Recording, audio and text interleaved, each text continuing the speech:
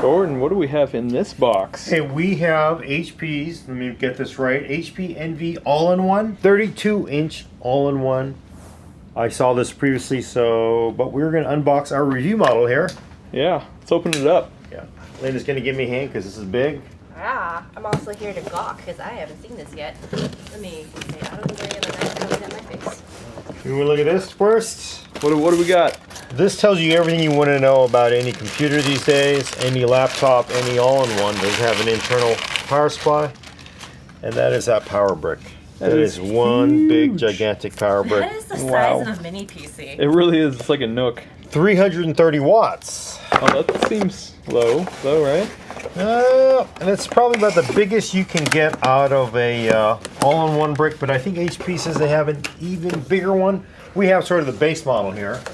Here we go. Lift. Oh, look at that. That's nice.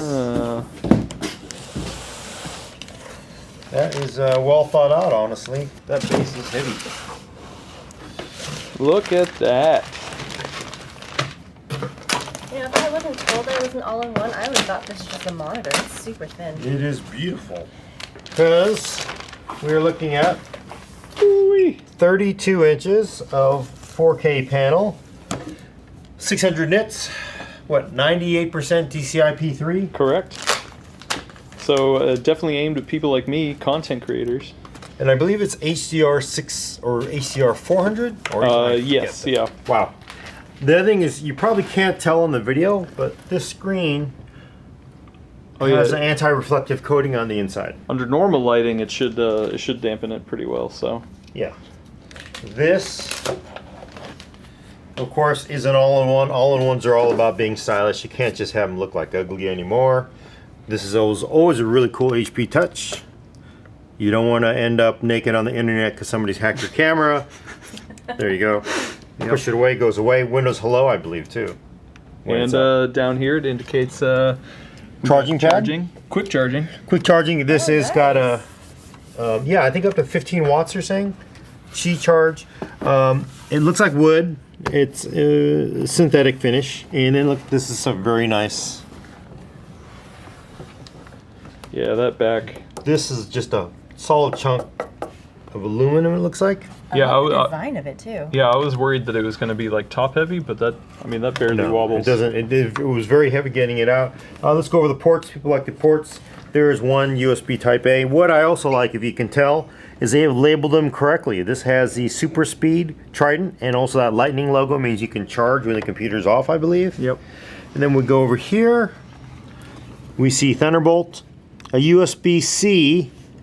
None of that guessing stuff. USB-C.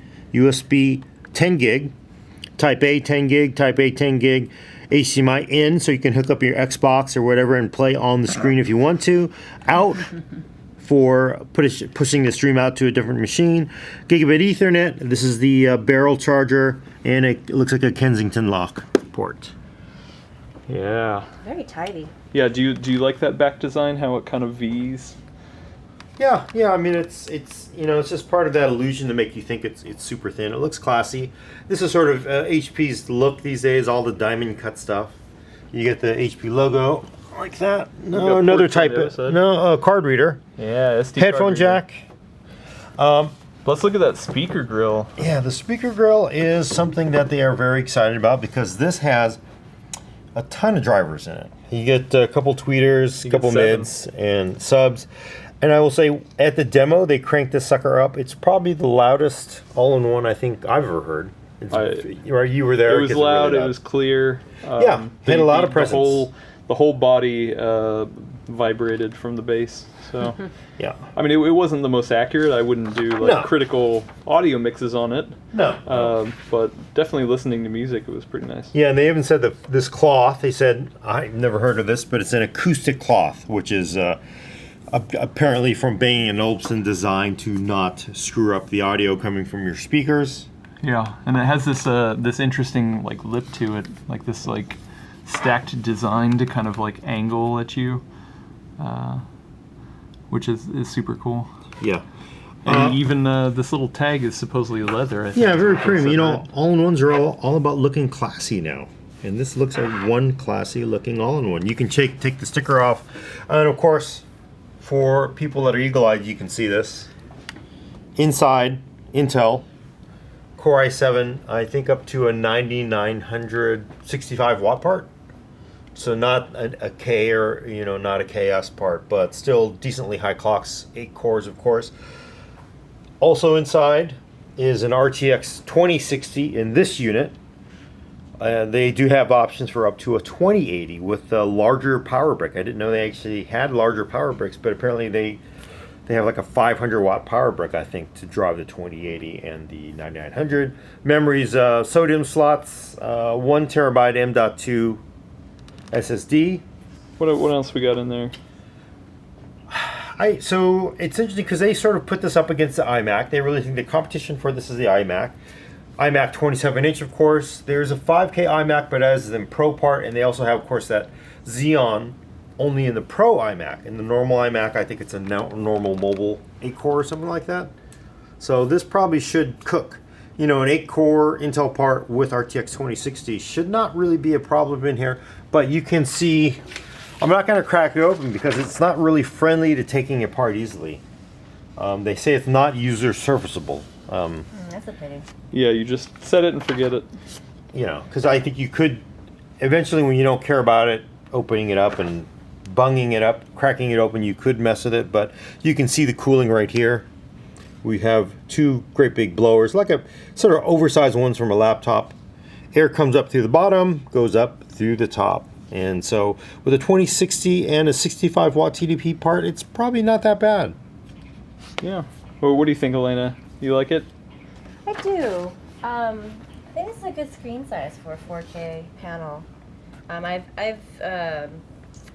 worked with 27-inch 4K, and it's a little tight. The scaling's a little.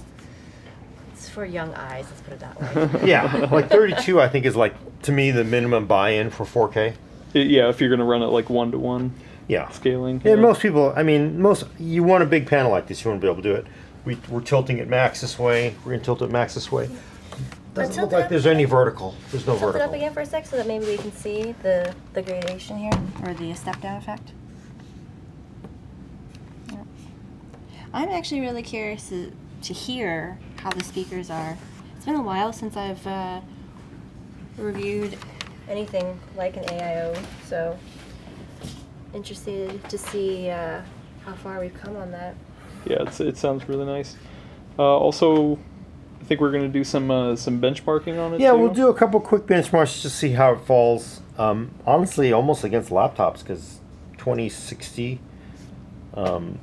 desktop probably competes almost with a lot of all-in-ones. Tech seem to compete with high-end laptops. But we'll take a look. HP says this is not a gaming all-in-one. It's really meant.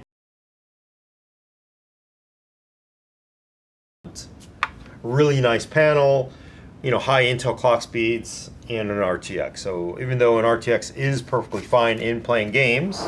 Hey, we are back. We just did a couple of tests. Before we get to that, though, I just want to point out a couple cool features that I think is worth mentioning. The little tray on the keyboard lets you put your phone or tablet and push a button to Bluetooth and immediately switch over from PC use to Bluetooth. I have a cool calculator here, Texas Instruments.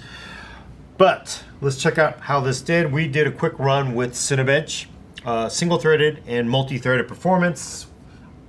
Not touch. Just want to point that out because I sort of expected it to be touch. It is not.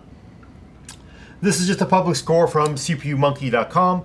They have Ryzen 5 3600, about 478, and we are seeing this all-in-one with the Core i7 9700, no K, 65 watt part at 455. So single-threaded, the 3600 full desktop part, a little bit faster versus 455. Multi-threaded, the 6-core 3600 with SMT, 35, 37. Again, of course, that is a non-validated score. That's somebody from the internet. Our unit here gave us about 3200. So that SMT on that 3600 helps give it better performance, but still pretty close. And let's look at ray tracing performance. This all-in-one again has a GeForce RTX 2060 no super. I guess that's where everything went. And I believe it is a mobile part, not desktop part. And just checking out public scores from PC Gamer, they show a 2060 at 3700. This mobile one is about 3200. So you're going to give up a little bit of performance for that. So not bad. It's cool to be able to get ray tracing in an all-in-one 8-core Intel part, but it's not going to destroy a desktop. Again, it is an all-in-one though, and it does look really sexy. And last thing, sign of quality here, folks. We're not used to this on the stuff we buy from Amazon, are we? This comes with Duracells. They are OEM ones, so you can't resell them. But Duracells, that's a sign of a good product when you actually get a good battery with it instead of the battery that's ready to explode the day you plug it in. So it's a nice touch, HP. We're going to try to get a full review of this up, but it is now available, I believe, or soon will be. Price, unfortunately, I don't have. I'm going to guess cheaper than the iMac, I think is what HP was saying. Easily. But easily cheaper than the iMac, but still a lot of features, so we'll see.